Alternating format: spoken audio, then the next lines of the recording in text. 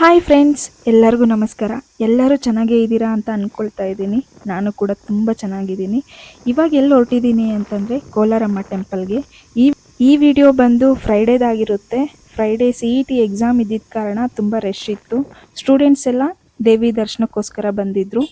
ಕೋಲಾರಲ್ಲೇ ಇದ್ದು Kolaramma temple history ತಿಳಿದೇ ಇರೋರು ತುಂಬ ಜನ ಇದ್ದಾರೆ.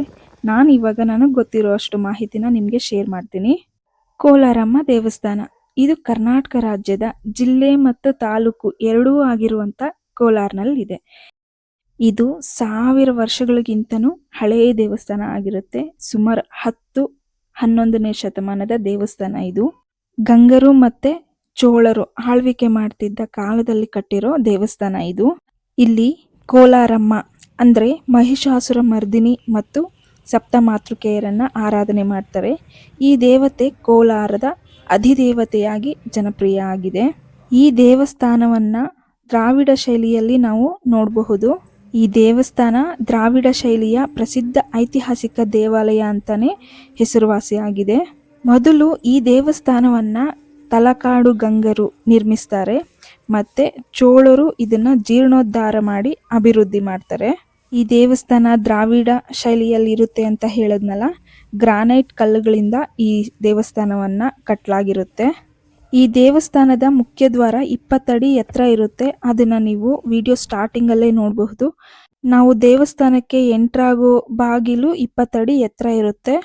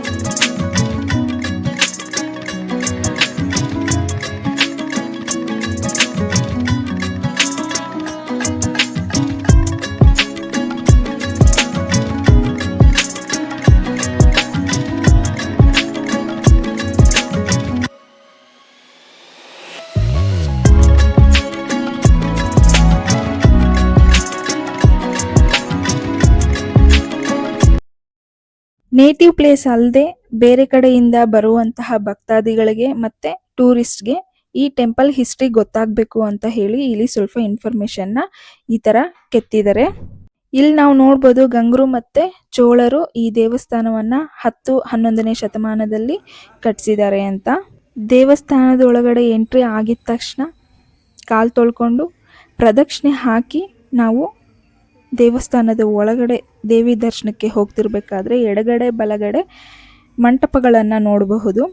ಅದನ್ನ ನೋಡಿಕೊಂಡು ಒಳಗಡೆ ಹೋಗ್ತಿದ್ದಂಗೆನೆ ನಮ್ಮ ದೇವಿ ಚಿಕ್ಕ ಮೂರ್ತಿಯಲ್ಲಿ ದರ್ಶನ ಕೊಡ್ತಾರೆ.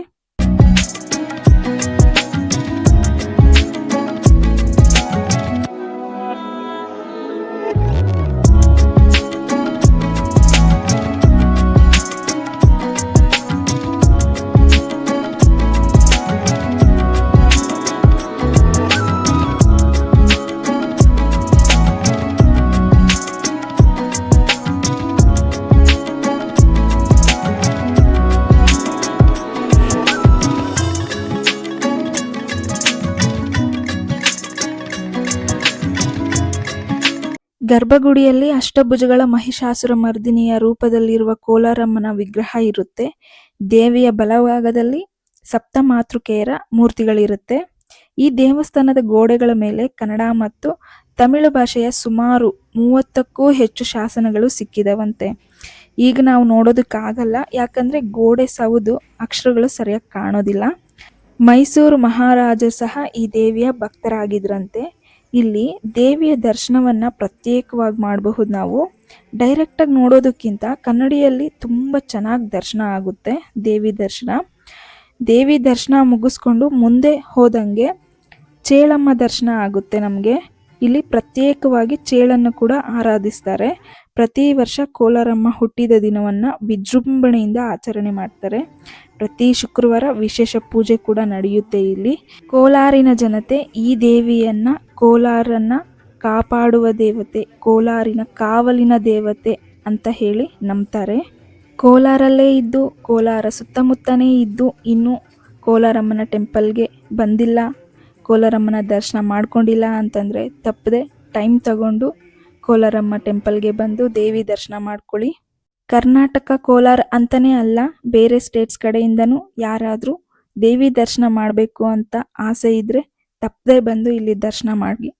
ನಿಮಗೆ ಮತ್ತು ನಿಮ್ಮ ಕುಟುಂಬಕ್ಕೆ ದೇವಿ ಆಶೀರ್ವಾದ ಸದಾ ಇರುತ್ತೆ.